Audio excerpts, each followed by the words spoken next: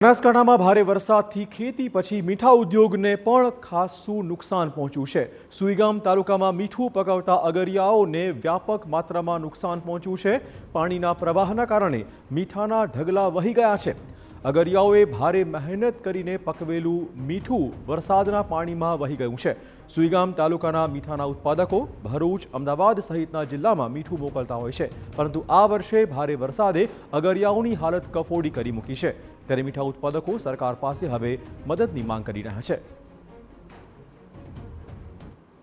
સુઈગામ તાલુકામાં વરસાદને કારણે જે આફત વરસી છે અને એના કારણે જે પરિસ્થિતિ સર્જાઈ છે એ ફક્ત ને ફક્ત ગામોમાં લોકોને અસર કરે છે કે પશુઓને અસર કરે છે એવું નથી।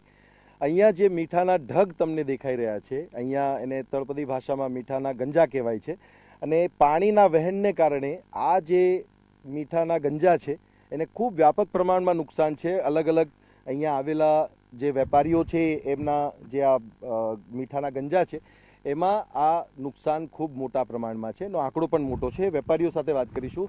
શું નામ છે તમારું અને અહીંયાથી ક્યાં ક્યાં આ મીઠું જાય છે અને કેટલું નુકસાન છે? સૌથી પહેલા મારું નામ જગદીશભાઈ છે।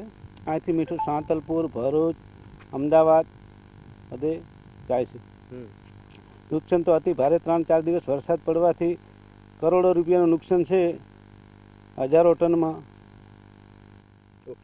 તમે શું કહેશો, કઈ રીતની નુકસાની છે અને બચાવી પણ શકાય એવું હતું નહીં? કંઈ કુદરતી આફતને પહોંચી નથી વળાતું અને અગરીઓને ખૂબ મોટા પાયે નુકસાન થયું છે। અહીં મીઠાના ઢગલામાં નુકસાન થયું છે અને રણના આગ્રોમાં પણ નુકસાન થયું છે। સરકારશ્રીને પણ વિનંતી કે અગરીઓને થોડી મદદ કરે, બસ એ જ છે।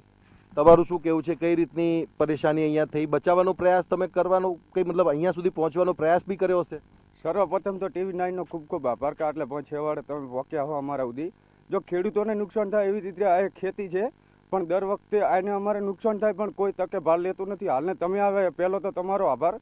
આની અંદર લાખો રૂપિયાનું નુકસાન છે। વેપારી બજારા દર વખતે મરી જાય, અંદર અંદરથી મીઠું ખેંચાવી ઓય લાવે, હવે નફો લેવાનો એ ટાઈમે આવી આફત આવે એટલે પૂરું થઈ જાય। સરકારને આ વખતે બે હાથ જોડીને વિનંતી છે કે અમને કંઈક ટેકો સહાય લાભ આપે। અચ્છા, બીજા પણ વેપારીઓ છે, કેટલા વર્ષોથી તમે આ વેપાર સાથે જોડાયેલા છો? મીઠું ક્યાં ક્યાં સુધી પહોંચે છે અને હવે કઈ રીતે આને ફરીથી તમે પૂર્વવત કરવાનો પ્રયાસ કરશો ને એ કેટલું મુશ્કેલી ભર્યું રહેશે?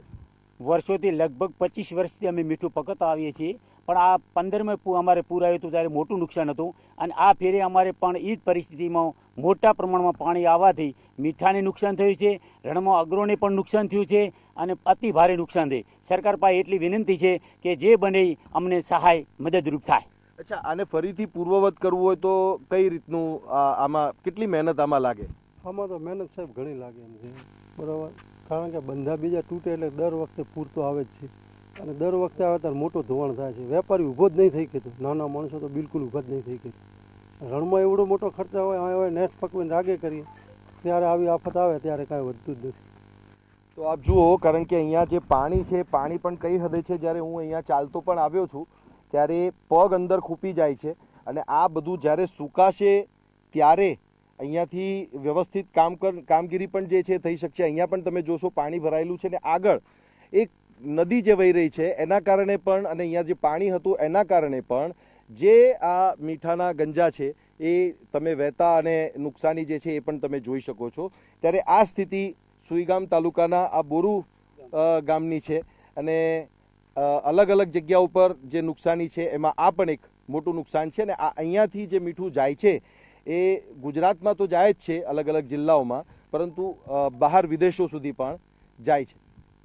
કેમેરામેન નરવિન સોલંકી સાથે સચિન પાટીલ, TV9 બોરુ, સુઈગામ।